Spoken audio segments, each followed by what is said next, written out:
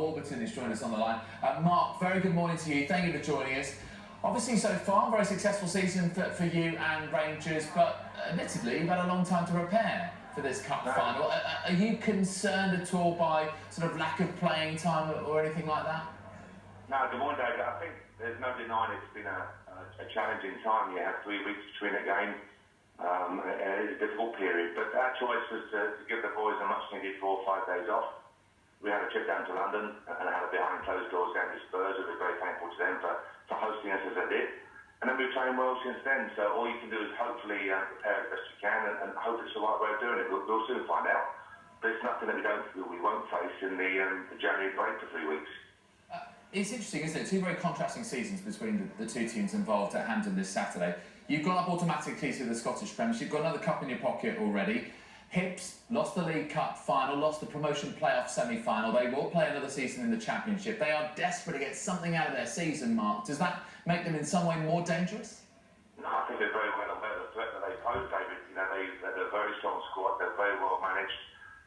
Obviously, a heartbreaking way to lose out last week, but it's football.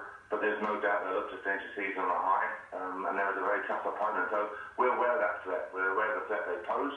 What we have to do is prepare well ourselves and make sure we're in good form to deliver performance.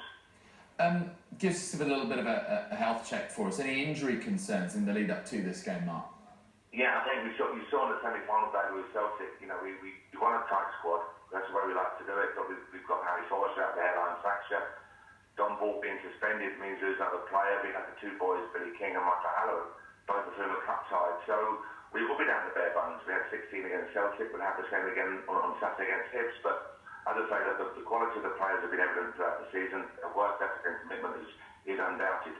So David himself and the staff, we've got no doubt that they'll be in good shape and hope to deliver a good performance. Well, you mentioned Celtic there, Mark. Of course, you will be competing with them in the Premiership next season, having beaten them in the Scottish Cup semis this campaign. And you've always maintained that you like a tight squad. I guess that helps foster the consistency, the camaraderie too. But how many new faces are you hoping to bring in so that you don't upset that balance too much? No, that's a big part of it. I mean, it's a risky run. I'm sure Paul will have his thoughts on that as well. A tight squad sometimes can have its negatives, but I prefer the unity and the harmony. I like players to see the pathway to the first team and feel that involvement. So we've always done that, David. But we're going to lose a couple of players. We lose the lone boys as well. You know, Geddy and Don will go back to Arsenal and Spurs respectively. So we look to bring in 4, 5, 6 players. But we've got a couple of boys coming up from Atkinson, as you know. Hopefully we've got Jordan Rochester. And we've got a couple more that we're very close to. So if we can get our work done early, get the boys back, the permanent boys back for June the 18th, our return date, and hopefully maintain a tight squad. The European option, should we be successful on Saturday, and I'm sure Hibs will say the same, that they may cause us to add 1 or 2 more players to the squad.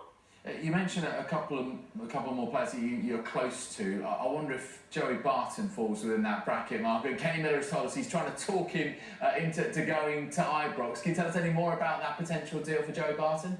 Well, there's no secrets in Glasgow, that's for sure. And Joey's a very talented player. He's a Burnley player still. He's a very, very talented individual.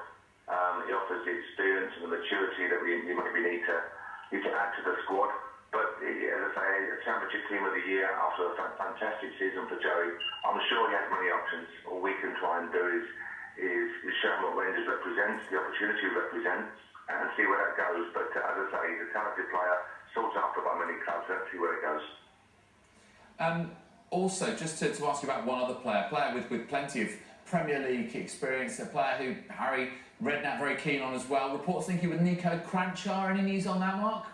No, again, as Paul will tell you, you're linked to many players every single day. So, no, there's lots of options we're looking at. We would never obviously comment on individual players, but what we have to do is get the balance right. We've had a young, hungry team, superbly marshaled by the likes of Kenny Miller and Lee Wallace, and we have to try and maintain that balance. So, yes, we need some maturity and experience, but we don't want to lose the energy and intensity of how we play the game. So, I think recruitment is key. In fact, McParland, we have one of the very best in the business, in myself and David's opinion. So hopefully we can have a good summer, get it right in terms of recruitment, David, and move forward.